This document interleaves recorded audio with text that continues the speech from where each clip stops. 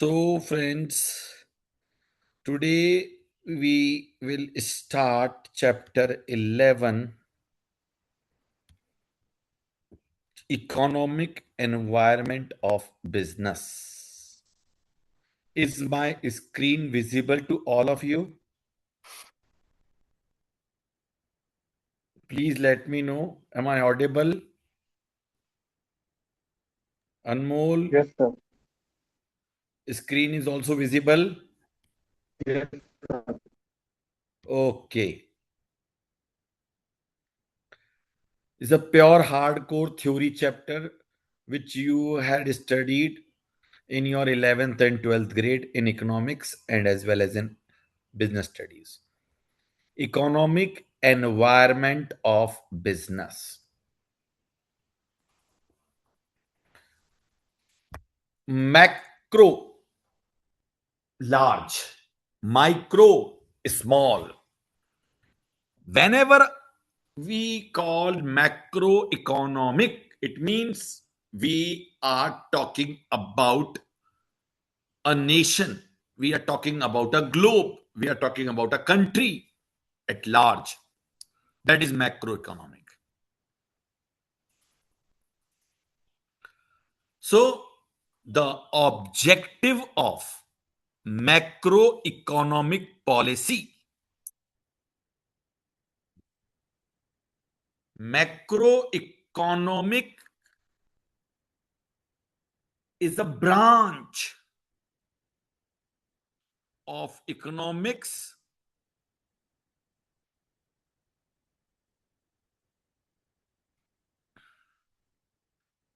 that deals with large scale और general economic factor. बच्चों, इसका एक सीधा मतलब बताऊं आपको. सरकार जो पॉलिसियां बनाती है,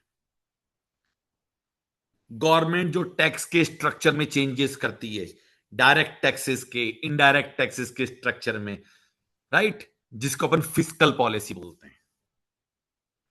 गवर्नमेंट का जो सेंट्रल बैंक है, जैसे हमारे इंडिया का आरबीआई है, वो जो इंटरेस्ट रेट की repo rate, SLR, CLR, CRR, इनमें जो रेटें चेंज करता है, जिसको अपन मॉनिटरी पॉलिसी बोलते हैं. तो basically it represent economies at a national, यानी पूरे नेशन की, या इवन कई बार ग्लोब की भी, ग्लोबल लेवल पे भी बात होती है.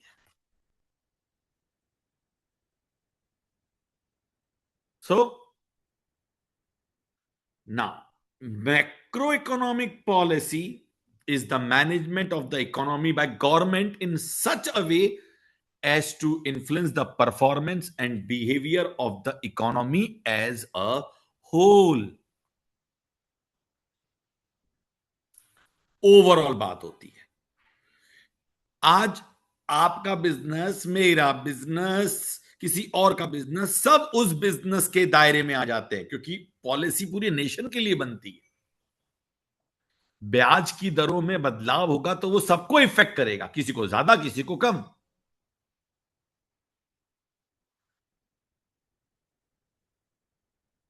तो बेसिकली एक मैक्रो इकोनॉमिक पॉलिसी का जो प्रिंसिपल ऑब्जेक्टिव है, बेसिकली 5 ऑब्जेक्टिव मेजर हैं इसके. सबसे पहला, जितने भी रिसोर्सेज हैं उनका फुल एम्प्लॉयमेंट, यानी हमारे यहां जो लोग बाग हैं उनको पूरा जॉब्स मिले, हमारे पास जो इंफ्रास्ट्रक्चर है वो फुली यूटिलाइज हो.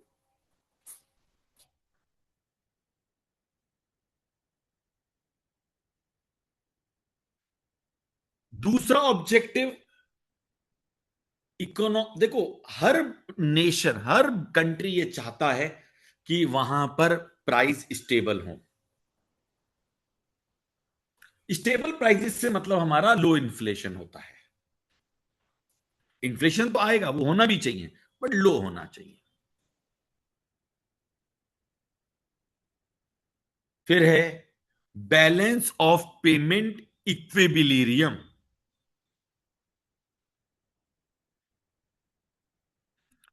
Balance of payment equilibrium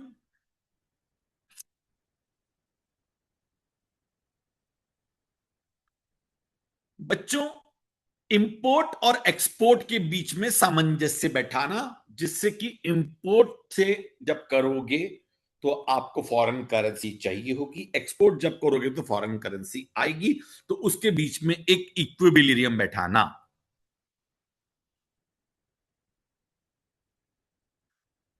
got it? चौथा ऑब्जेक्टिव, इकोनॉमिक ग्रोथ।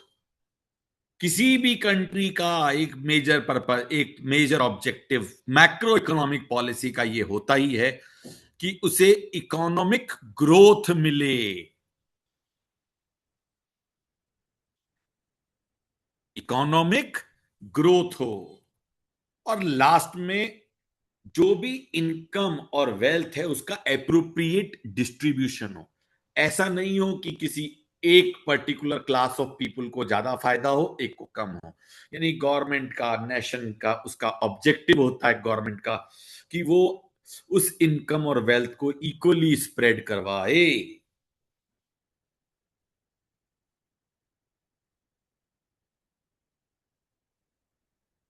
समझ में आई बात? लेकिन बच्चों, ये जो ऑब्जेक्टिव हैं 5, इनमें आपस में कहीं ना कहीं कंफ्लिक्ट है। कैसे, मैं समझाता हूं। जब आप फुल एम्प्लॉयमेंट की तरफ जाओगे तो इन्फ्लेशन आएगा, क्योंकि जब एम्प्लॉयमेंट आएगा तो लोगों की परचेजिंग पावर बढ़ेगी, परचेजिंग पावर बढ़ेगी, डिमांड बढ़ेगी, डिमांड बढ़ेगी, इन्फ्लेशन आ जाएगा। तो एक्चुअल में इन सबके बीच में तालमेल, ट्रेड ऑफ बैठाना बहुत जरूरी है। Same balance of payment equilibrium. जब कंपनी, सॉरी, कंट्री के अंदर इकोनॉमिक ग्रोथ आती है, तो शुरुआत में जो इकोनॉमिक ग्रोथ आती है उसमें इंपोर्ट ज्यादा होते हैं, क्योंकि जो प्रोडक्शन करना होता है उसके लिए इंपोर्ट करना पड़ता है। हर किसी के लिए कहीं ना कुछ रॉ मटेरियल जो है वो इंपोर्ट होके आते हैं। तो शॉर्ट पीरियड के अंदर आपका बैलेंस ऑफ पेमेंट गड़बड़ा जाता है ग्रोथ को लाने के चक्कर में। हाँ, लॉन्ग पीरियड में वो धीरे धीरे स्टेबल हो जाता है। ये देख लो। अब आप सबसे पहले तो मुझे आप वापस रिपीट करिए, 5 मेजर ऑब्जेक्टिव क्या थे? लक्ष्य,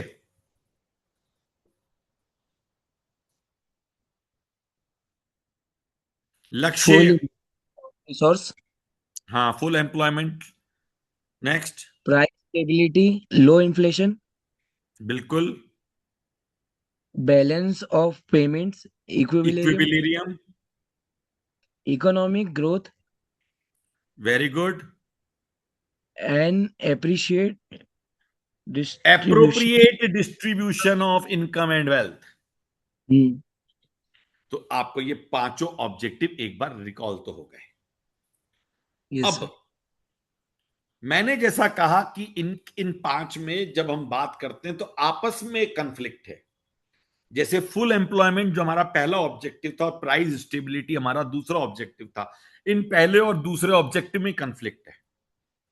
हमारा तीसरा और चौथा ऑब्जेक्टिव, चौथा ऑब्जेक्टिव इकोनॉमिक ग्रोथ था, तीसरा हमारा equilibrium in balance of payment था। इनमें आपस में कंफ्लिक्ट है। क्यों है? जरा पढ़ के दिखा दो बेटा, लक्ष्य पढ़ दो, जरा रीड कर दो।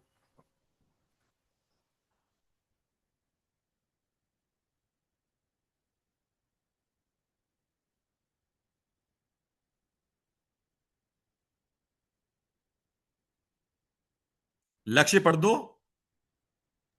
Yes, sir. Full employment various price versus, stability. Versus. Sorry, versus it suggests that inflation and employment are invariously related, inversely. inversely related. Inversely का The मतलब एक बढ़ेगा तो दूसरा कम होगा, दूसरा बढ़ेगा तो पहला घटेगा। yes, sir. The achievement of full employment may therefore lead to excess, okay? excess, excess excess. Level of aggregate demand in the economy.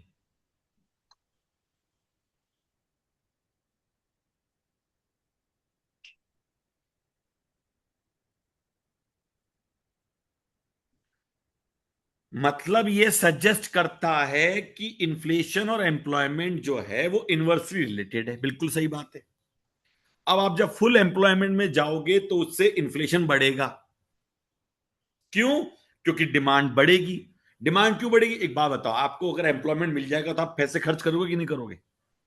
लक्ष्य, आज आपके पास 100 रुपए जेब में आते हो तो आप खर्च करते हो ना 100। 1000 आएंगे तो 1000 खर्च करोगे ना। Yes sir. तो डिमांड बढ़ जाएगी। डिमांड हम्म। बढ़ेगी तो इन्फ्लेशन आएगा। यस।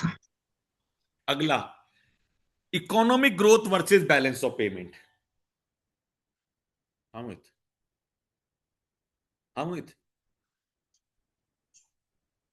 अच्छा ठीक है। कलेक्ट। हाँ, भेज दूं किशोर को? नहीं दिया, नहीं दिया, नहीं दिया। हम्म। हाँ ठीक है।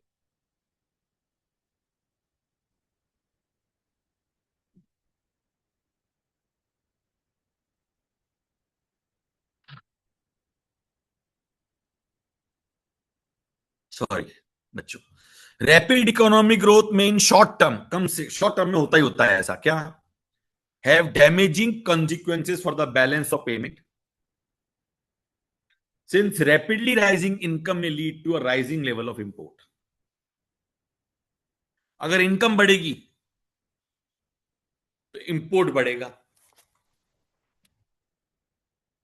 अरे यार, आज के पास आपके पास अगर इनकम बढ़ेगी तो आप आइटम खरीदोगे, खरीदने के लिए अब आप पैसा खर्च करोगे, तो आप खरीद जब खर्च करोगे तो आपके पास वो आइटम होने चाहिए, आइटम नहीं होंगे तो इंपोर्ट होंगे वो। ये जो पॉलिसी ऑब्जेक्टिव है ये आपस में कन्फ्लिक्ट होते हैं, और गवर्नमेंट को ये ध्यान रखना पड़ता है कि इनके बीच में एक बैलेंस बैठा है, ट्रेड ऑफ बैठा है। पॉलिसी ऑब्जेक्टिव में conflict and hence government have to consider trade off between objective. The identification of target for policy should reflect this. यानी आपकी पॉलिसी में जो है उसका ध्यान होना चाहिए। ठीक है। बोलो। हेलो।